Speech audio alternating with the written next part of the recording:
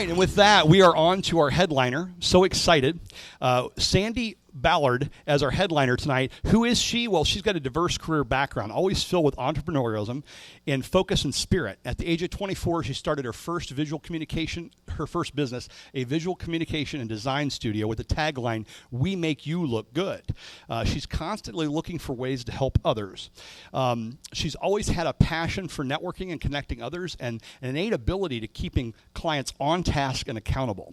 Prior to starting Growing Forward Success Coaching, Sandi ran multiple businesses simultaneously, the most unique being a women's professional football team. I want to hear that story. Sandi believes the key to success lies in focus, motivation, and accountability. Sparks fans, help me welcome Sandi to our stage. I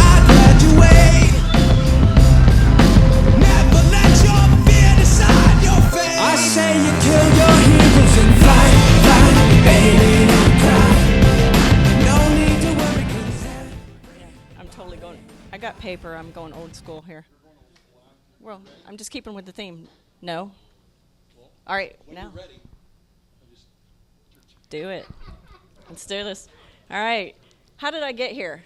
Up on stage? That was easy. You guys are like, well, you took a couple steps up. But I mean, how did I get here to this point to where I'm actually on stage speaking to all of you? Well, that wasn't easy. Most of you have had lives of twists and turns, struggles, challenges. So my story isn't unique. It's much like everybody else's. And then you find the people who we consider lucky. They seem to have no problem, no challenges, no struggle. Everything goes along as planned. Well, that's how it is. Well, then, you get into that, and what is the difference? Well, they probably had a plan. Well, are we doing the slides? Okay, just checking. I thought I had a plan. I thought I had goals. I had lots of things I said I was going to do. But what did I do? Well, we'll see. In 2010, a lot of my thoughts and things I said I was going to do changed, much like everybody else's. 2010 was not a very good year. It started off 2 years of kind of self-reflection. What have I been doing, and what did I need to do? Well, in 2012, someone that is near and dear to many people's hearts here, someone I really do respect her opinion because I get it whether I want it or not. Someone I consider a friend and a mentor, the infamous Hazel Walker. She invited me to a holiday party. I accepted because there was free wine, so I went. And so I got there, and what did she do? She called me out. And I quote, she said, "You know what Sandi's problem is? She has always been a yellow on the stoplight." Yeah. I was like, what? I laughed it off. But I really value her opinion, so I kept thinking about that. And I thought, if Hazel perceives me this way, who else thinks of me like this? Well, I have played women's football. I have the pinky to show it, I've broken my leg playing football. I have gone skydiving with Jill Bode over here. I've been an entrepreneur for over 20 years. What could be more fearless and risk-taking than that? Well, obviously I wasn't as fearless as I thought. Hazel's comment stuck with me so much that I went into sort of this self-reflection mode. Who have I been compared to who do I think I am? What have I done? What have I not done? And where did I want to be? Well, with that time of reflection, I learned two things. Number one, she was right. As everyone that knows her, she's right about 95% of the time, okay? And then the second thing is I was, my life had been led by a 4-letter word. Not that word, that's my dad's favorite word. Fear, okay? I had been led by fear. So my new favorite saying is, a goal without a plan is just a wish. So if you have no plan, you really have no way of recognizing fear and things that are getting you off your path and away from your goals. Yes, we're all afraid of something. We're afraid of the dark. My daughter hates scary movies. Someone over here hates spiders, like to an extreme amount. I've seen it. So, we hear fear of success, fear of failure.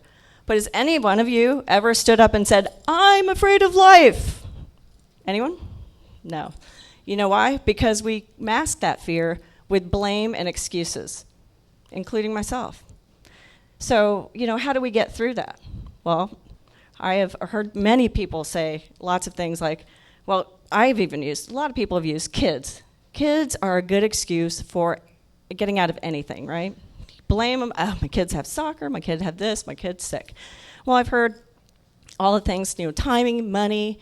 I have to organize before I get started.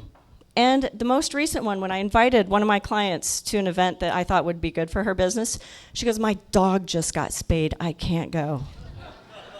I mean, really? So, how do you work through that? Well, for me, I personally had, I said after high school, my sister lived out of state. I was like, I'm moving out of state. Then I didn't after college. I said, I'm going. Well, both times I tried to move, my mom and my grandma both called, gave me guilt trip after guilt trip. Well, so that was a good excuse and a good blame. I blamed them for keeping me stuck here in Indiana, right? Well, what were they going to do, ground me if I moved? I mean, I'm an adult. Well, then I had a daughter, and I'm stuck here again.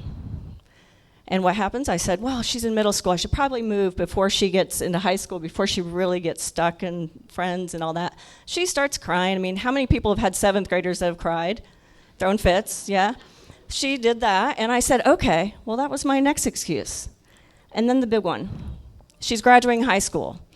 I told everyone, I am out of here. I am out of here when she graduates high school. She's going to college out west, I know it. I'm gone. So much so that when she graduated, people at her graduation party were saying, so when are you leaving? And I'm like, okay. Didn't really think about that. So, and I do have to actually say, I was blaming, who'd I blame for that one? I blamed my boyfriend at the time. Why? Because he has a son. And how dare I ask him to move, right? But he was like, I can't move. I have a son. So why didn't I just go, right? So I ask all of you, what have you really wanted to do that you haven't done? And why? Have you set it up as a goal? Have you created that plan to achieve it? Yes. That evil word plan. That's another 4-letter word.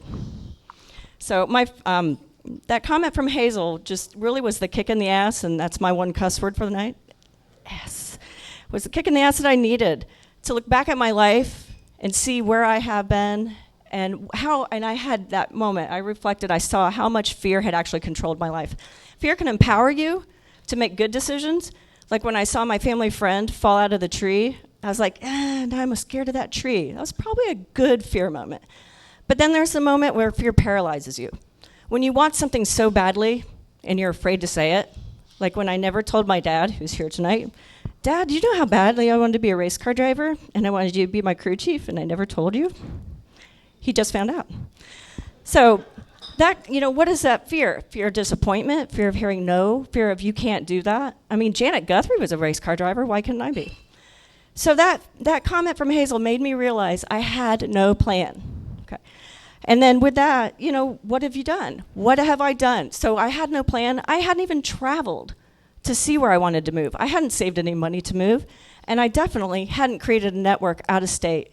As an entrepreneur, how are you going to build a business out of state if you have no network? So what did I do with this aha moment? I let my boyfriend off the hook.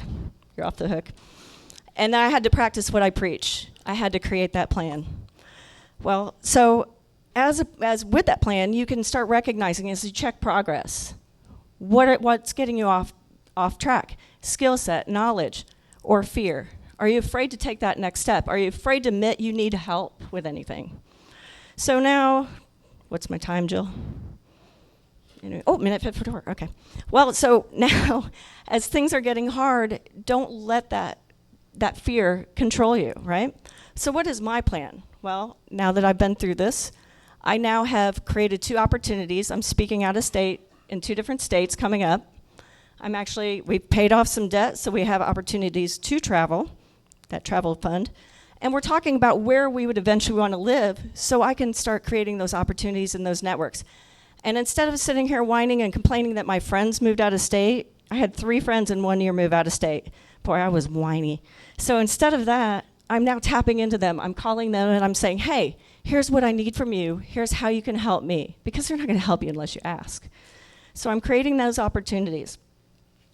So what have you done or what have you said you were going to do, but haven't? And when someone comes up and says, hey, how's that going? What excuses have you given? Who have you blamed? Or have you said, I'll do that someday? Well, guess what? Someday's not a day of the week. So so much like the line in that song said, don't let fear decide your fate, right? So define your goals, create the plan, and take that step. You'll have naysayers. You'll have people that are afraid themselves, and that's okay. Find the people that are along with you. So now I have my plan, and I'm going for it. Things are in motion, and I want to say thank you, Hazel Walker, for calling me out. And just for tonight, I want to leave you with this. Tonight I'm here. Where are you? Thank you. 12 seconds left. Good job. Good job, Sandy. That was awesome.